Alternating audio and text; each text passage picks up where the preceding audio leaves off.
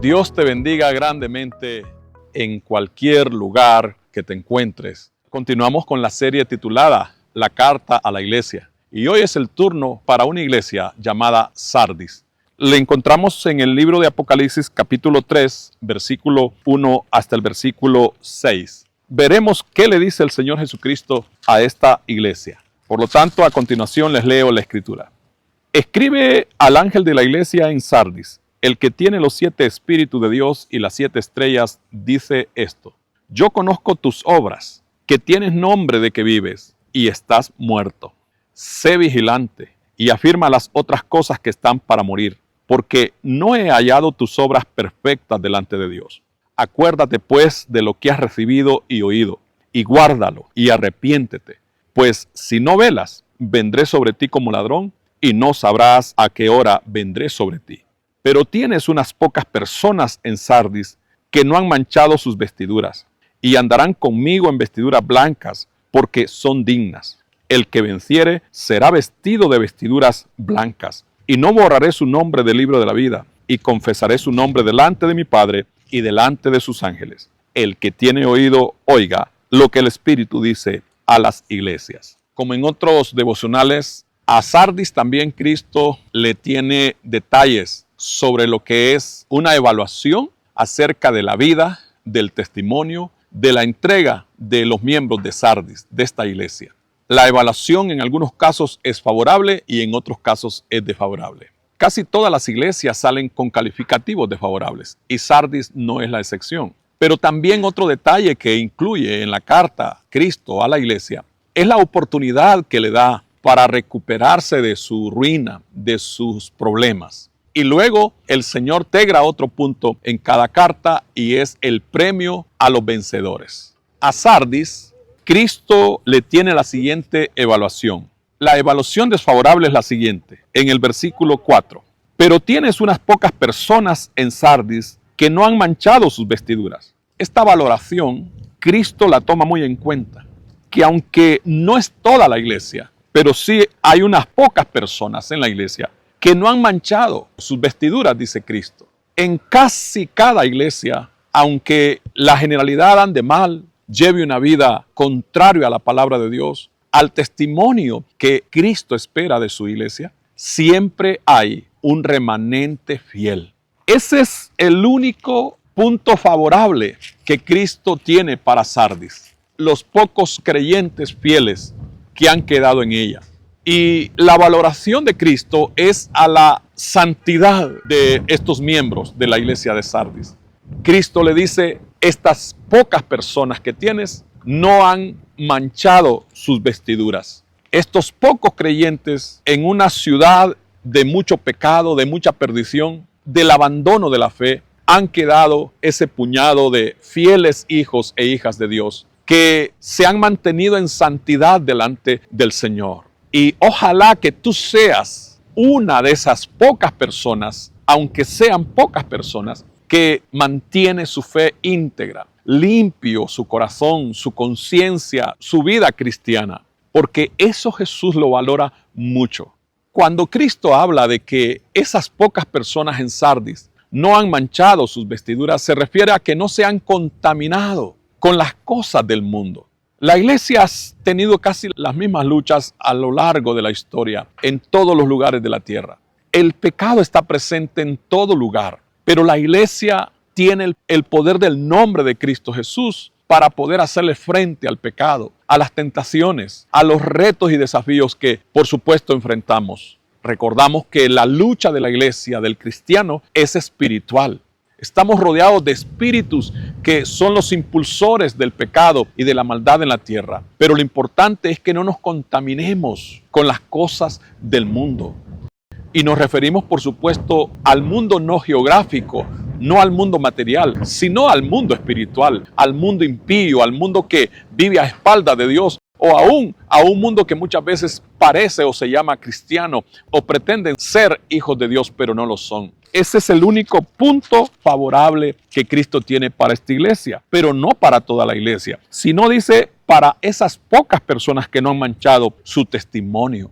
¿Cuándo manchamos nuestro testimonio nosotros? Cuando nos involucramos en las cosas del mundo que no se enmarcan en los principios que el reino de Dios establece para los ciudadanos del mismo. El creyente se contamina cuando practica las cosas que el mundo practica, las borracheras, las palabras inmorales o palabras ociosas, dice Cristo Jesús, las palabras que no edifican. Lo que hablamos también contamina. También, por supuesto, nos contamina lo que miramos, lo que escuchamos también. Pero estas pocas personas, dice Cristo, se han mantenido limpias. Y esos calificativos son requisitos o condiciones para ser parte del pueblo fiel del Señor y para entrar al reino de los cielos. Su palabra dice que sin santidad nadie verá al Señor.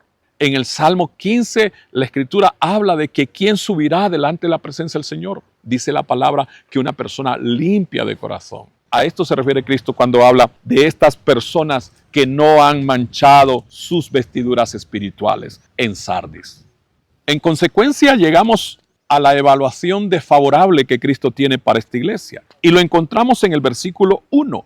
Dice Cristo: escribe al ángel de la iglesia en Sardis, el que tiene los 7 espíritus de Dios y las 7 estrellas, dice esto: yo conozco tus obras, que tienes nombre de que vives, pero estás muerto. Esta iglesia solo tiene el nombre de que es iglesia, de que es cristiana, pero están muertos espiritualmente. No es coincidencia que también en este tiempo nos encontremos con tanta gente que se cree, se llama y hasta argumenta y defiende que se creen hijos de Dios, pero no viven conforme a los principios, conforme a las condiciones que el Señor establece para ser sus hijos. Es importante que también esta evaluación la apliquemos a nuestras vidas. Hay gente que hoy, aun cuando en su momento se congregaron en una iglesia, fueron parte activa de una comunidad de fe, ya no se congregan y son antiiglesia y argumentan que en su casa están bien, que oran, pero eso es un pecado. El que es antiiglesia es anticristo, porque la palabra dice que la iglesia es el cuerpo de Cristo. A la iglesia Cristo le atribuye calificativos muy especiales. La llama su esposa, su novia, la llama su cuerpo, también la llama su edificio. La iglesia es el cuerpo de Cristo. Y el que es antiiglesia es anticristo, aunque crea en Dios, crea en Cristo, aunque se llame cristiano, aunque lea la Biblia, aunque ore, pero no es hijo de Dios. Encontramos personas que argumentan de que no se congregan, de que no van a la iglesia, no se identifican con ninguna iglesia, pero que ellos son hijos de Dios, de que ellos están bien. Son las personas que justamente califican para esta evaluación desfavorable como Sardis. Tienen nombre de que viven, pero están muertos delante de Dios. Es que no se trata de que digamos yo soy cristiano, incluyéndome a mí, sino que lo seamos realmente. Muchas veces una cosa es lo que decimos y otra cosa es lo que somos en realidad. Y este punto lo encontramos aquí en esta evaluación que Cristo encuentra en esta congregación, en esta iglesia. Cristo es muy claro aquí en esta calificación que le da a esta iglesia. Tienes nombre de que vives, pero estás muerto. ¿Por qué estos creyentes de Sardis están muertos? Porque están separados del cuerpo verdadero de Cristo. Una inferencia o una consecuencia muy lógica y muy natural es que si un miembro de nuestro cuerpo se separa de él, se muere. Si en cualquier momento nos herimos, tenemos un accidente y se nos tiene que cortar un dedo de la mano, ese miembro que se corta se muere, se pudre y desaparece. Aunque el resto del cuerpo, los demás miembros, se mantienen vivos porque están pegados al cuerpo. A eso se refiere Cristo cuando le dice a Sardis: tú crees que vives, pero estás muerto, muerta espiritualmente. La carta de Cristo para la iglesia es actual. Aunque esta carta a Sardis se escribió hace casi 2000 años, cuando la leemos es como que nos haya llegado escrita este día. Luego Cristo nos da el punto de cómo la iglesia se puede recuperar, porque como resulta reprobada por sus malas obras, Cristo le dice en el versículo 2, sé vigilante y afirma las otras cosas que están para morir, porque no he hallado tus obras perfectas delante de Dios. Acuérdate pues de lo que has recibido y oído, y guárdalo y arrepiéntete. Pues si no velas, vendré sobre ti como ladrón y no sabrás a qué hora vendré sobre ti. Consideremos puntos claves que el Señor Jesús le habla a la iglesia de Sardis respecto de qué tiene que hacer para recuperarse, para no perderse. Y en primer lugar, encontramos siempre al Cristo de las misericordias, al Dios que le da oportunidades siempre a la gente. Jesús le dice, sé vigilante. Quiere decir, vuelve a vivir. Cuida lo que has recibido y lo poco que tienes, le dice a la iglesia. Afirma las otras cosas que están para morir.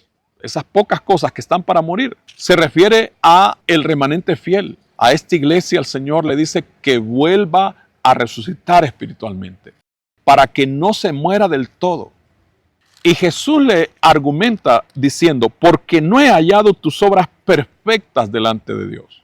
Aquí Cristo nos relaciona con lo que en Mateo capítulo 5 él mismo dice, sed perfectos como vuestro Padre que está en los cielos es perfecto. Ser perfecto no significa ser impecable. La palabra perfecto de la Escritura se relaciona con una palabra que usamos mucho en la actualidad y es el término excelencia.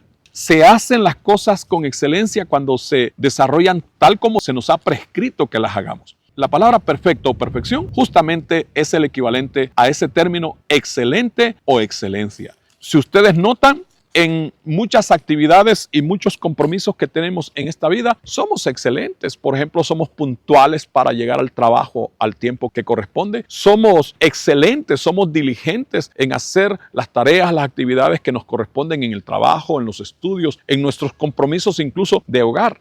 Pues es el mismo término que se aplica a lo que Cristo dice que debemos ser perfectos, porque Jesús le dice a esta iglesia, porque no he hallado tus obras perfectas delante de Dios. La perfección espiritual.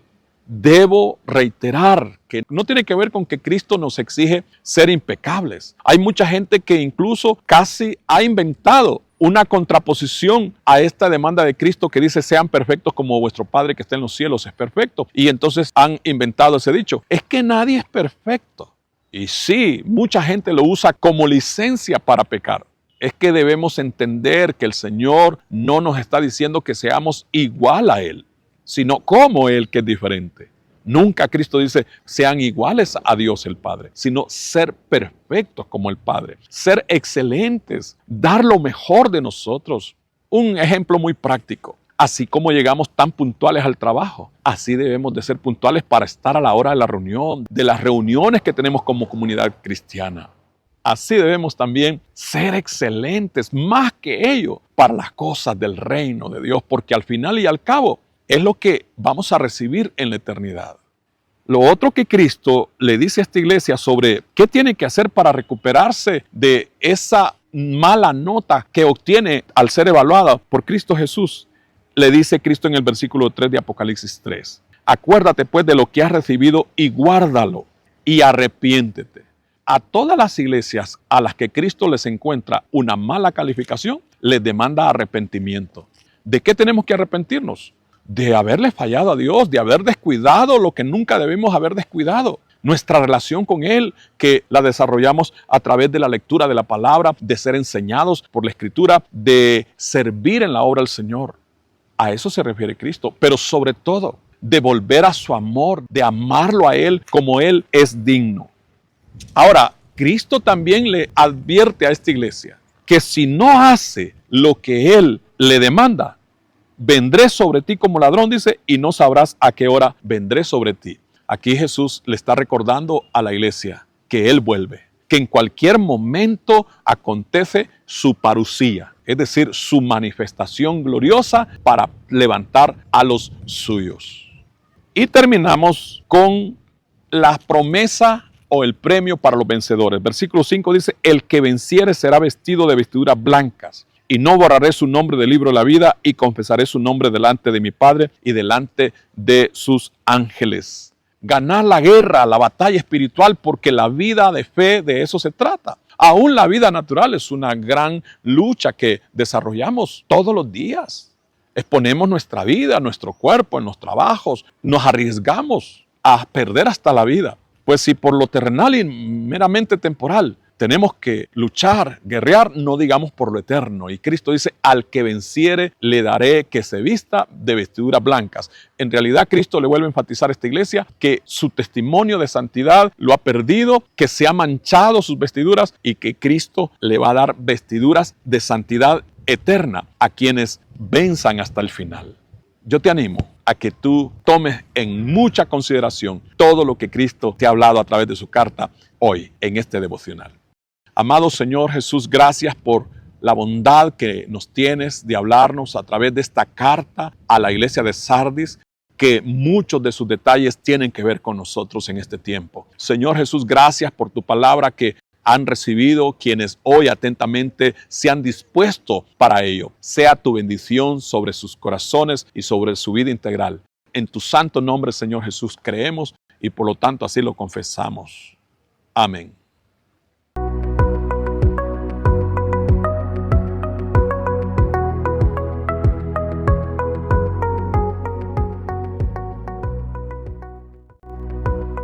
Descubre una nueva forma de vivir la fe. Iglesia Parucía Virtual, un espacio de amor y conexión. ¿Tienes dificultades de tiempo, trabajo, distancia u otros motivos razonables para asistir físicamente a una congregación local? En Parucía Virtual encuentras tu espacio propio y una familia espiritual para crecer juntos en la fe del Evangelio de nuestro Señor Jesucristo. Para nuestro Dios no existen barreras ni fronteras. Él nos ha provisto este tiempo y esta manera para que, a pesar de las distancias, formemos juntos una gran familia de creyentes alrededor del mundo. En Parucía Virtual disfrutarás a cualquier hora y desde donde te encuentres de las siguientes bendiciones: devocionales diarios, predicaciones y cultos en vivo, enseñanzas bíblicas, contacto pastoral, entre otras.